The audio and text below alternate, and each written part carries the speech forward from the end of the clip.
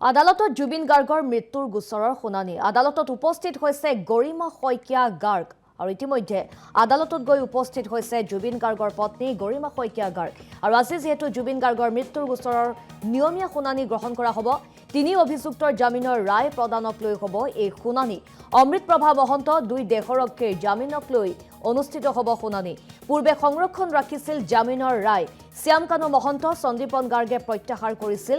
জামিন আবেদন আৰু আমি দৃশ্যাংশ আপোনালোকক দেখুৱাইছো আদালতত গৈ হাজিৰ হৈছে গৰিমা শইকীয়া গাৰ্গ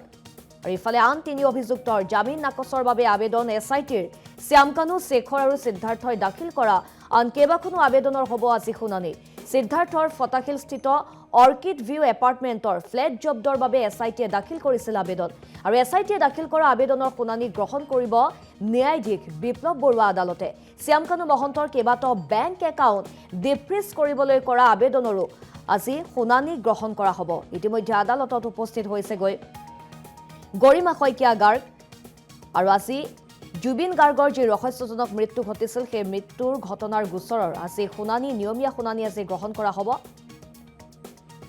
আৰু বৰ্তমান যেহেতু ৭ অভিযুক্ত এতিয়াও কাৰাৰুদ্ধ অৱস্থাত আছে আৰু লগতে এছআইটিয়ে কেইবাখনো প্ৰতিবেদন দাখিল কৰিছিল যে সিদ্ধাৰ্থ শৰ্মাৰ বহু আচলতে আই ব্যয় সন্দৰ্ভত তেওঁলোকে খেলি মেলি লক্ষ্য কৰিছিল আৰু তাৰ বাবে তদন্ত আৰম্ভ কৰিছিল আৰু সেই বিসংগতি ধৰাৰ পৰা পাছতেই এছআইটিও দাখিল কৰিছে আবেদন আৰু লগতে জুবিন গাৰ্গৰ পত্নী গৰিমা শইকীয়া গাৰ্গেও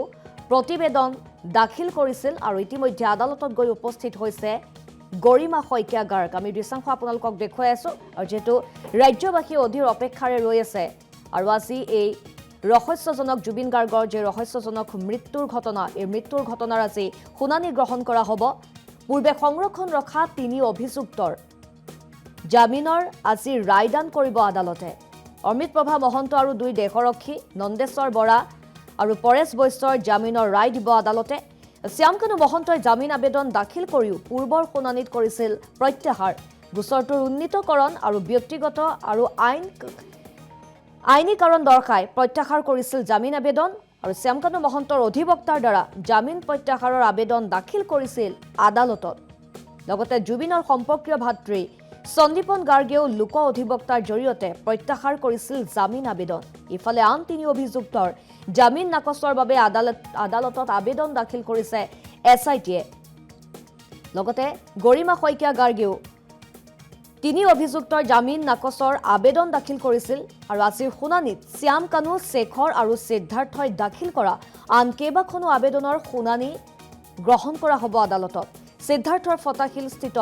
অৰ্কিড ভিউ এপাৰ্টমেণ্টৰ ফ্লেট জব্দ কৰিবলৈ এছআইটিয়ে আদালতত দাখিল কৰিছিল আবেদন আৰু সেই আবেদনৰো আজি শুনানি গ্ৰহণ কৰা হ'ব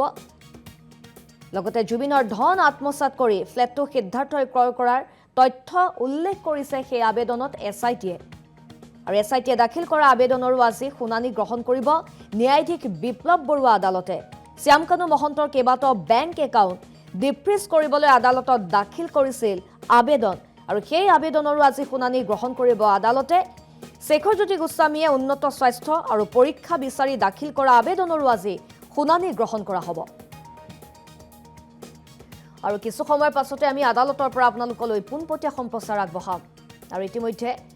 জুবিন গাৰ্গৰ পত্নী গৰিমা শইকীয়া গাৰ্গ যেহেতু উপস্থিত হৈছে আৰু তেওঁ এই অভিযুক্তই যাতে জামিন নাপায় তাৰ বাবে